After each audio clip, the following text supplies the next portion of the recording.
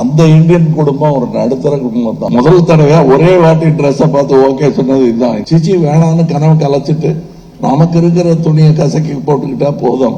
Work wise சேனாபதி அவருடைய கேரக்டரை தாண்டி இந்த மேக்கப் லுக்கை தாண்டி 6 வெவ்வேறு கதாபாத்திரங்கள் நீங்க வந்து பிளே பண்ணிருக்கீங்களா? அதை பத்தி சொல்லுங்க.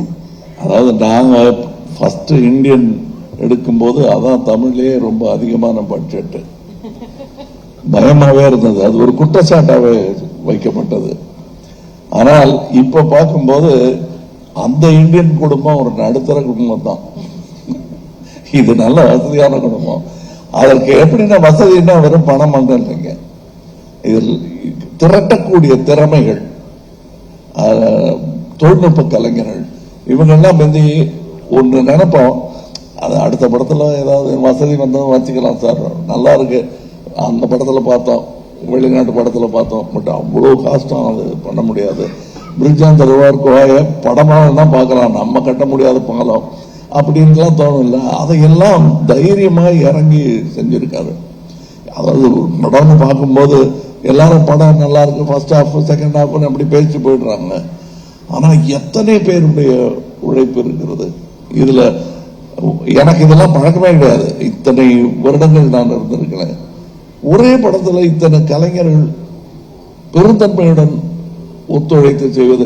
அதாவது சில கவிஞர்கள் எழுத மாட்டாங்க, நான் எழுதினா எழுதுவேன். இப்ப என் நண்பர் வைரமுத்து இருக்காரு, அவர் வந்து நான் எழுதுறேன் 7-8 பேரோட நான் எழுத மாட்டேன்னு நடுவில் சொல்லிட்டு இருந்தார். என்ன மாதிரி 1-2 பேருக்கு சலுகைகள் கொடுப்பார் அவர்.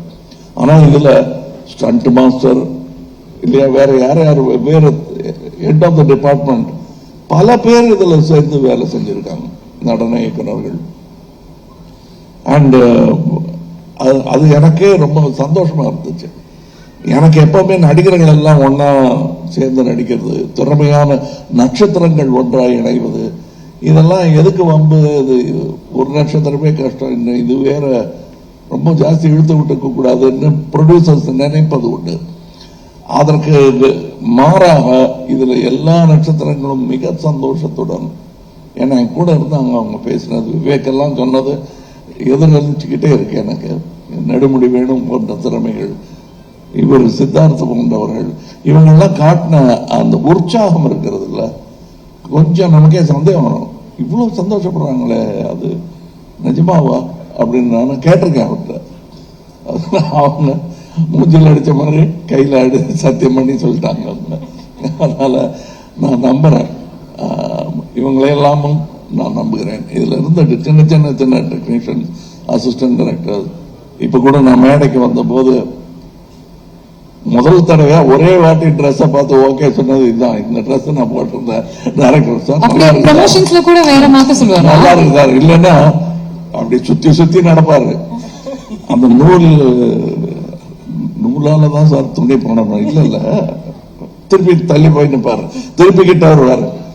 அது அவர் முடிவு பண்றதுக்குள்ள அது ஒரு சின்ன சேஞ்சா இருந்தாலும் அது சரி இது பண்ணிக்கலாம், எதுக்கு இன்னொரு வாட்டி நான் யோசிச்சுட்டு சொல்றேன்னு அவ்வளவு யோசிக்கிறவர்.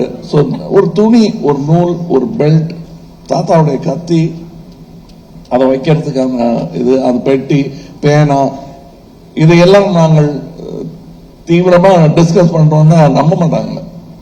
எப்பா ஒரு பேனா கொண்டா அப்படிங்கிற மாதிரி இல்லை இந்த படம். எல்லா விஷயத்திலும் இப்ப கூட இன்னைக்கு ஒரு விளம்பரம் வந்திருக்கு, அந்த ட்ரெஸ் போட்டுக்கிறதும் கஷ்டம், உருவாக்குறதும் கஷ்டம். இதுல அதெல்லாம் வந்து எத்தனையோ காஸ்டியூம் எனக்குன்னு தனியா ஒர்க் பண்ணிருக்காங்க, அமிர்தா ஒர்க் பண்ணிருக்காங்க. அது மாதிரி நிறைய காஸ்டியூம் டிசைனர்ஸ் இதுல வேலை செஞ்சிருக்காங்க. எனக்கு தமிழ் சினிமாவில் இதெல்லாம் நடந்துகிட்டு இருக்காங்க ஆச்சரியப்படுற அளவுக்கு. நான் ரொம்ப எளிமையான தமிழ் சினிமாவும் எளிமையான மலையாள படத்துலையும் ஆரம்பிச்சவன். இப்ப மிஸ் யூனிவர்ஸ்ங்கிறது வந்து இந்தியாவில இருந்து ஒருத்தவங்க போனாங்கிறதே பெருமையா இருக்கு. இதுல ஒரு சின்ன காட்சிக்கு ஒரு மிஸ் யூனிவர்ஸ் நடிக்க வைக்கிறாங்க, அப்படி அதெல்லாம் முடியுமா அப்படின்னு இப்ப எனக்கு தோணுது. நான் மறுபடியும் ரசிகனாகி இதெல்லாம் வந்து யோசிப்போம்.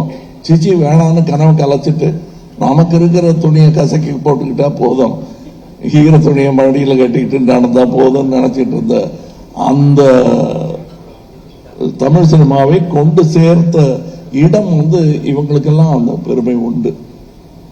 வர்த்தகத்தை மட்டுமல்ல, நம்ம நினைச்ச கனவுகளை எல்லாம் நினைவாக்கி பார்க்கும் அந்த தொழில்நுட்பத்தை இங்கே கொண்டு சேர்ப்பதற்கு எல்லாரும் முயற்சி பண்றாங்க, நானும் முயற்சி பண்றேன். அதை வெற்றிகரமா இன்னும் சீக்கிரம் என்று செய்வதற்கு காரணம் இது போன்ற முயற்சிகள் தான். அதில் நானும் பங்கு பெறுகிறேன் என்பது இவர் சொன்ன மாதிரி சில நேரங்கள் எவ்வளவுதான் நட்சத்திர அந்தஸ்தை நீங்கள் கொடுத்தாலும் எங்களுக்கு அந்த பழைய ஞாபகங்கள் விட்டு போகாது. ஸோ இவ்வளவு தூரம் வந்துட்டோமா, நிஜமா வந்துட்டோமா. அந்த கிள்ளி பார்க்கும் தருணங்கள் அனைவருக்கும் உண்டு, நடிகர் திலகத்துக்கும் உண்டு, மக்கள் திலகத்துக்கும் உண்டு, அப்படின்னா உலக நாயகனும் உண்டு தானே.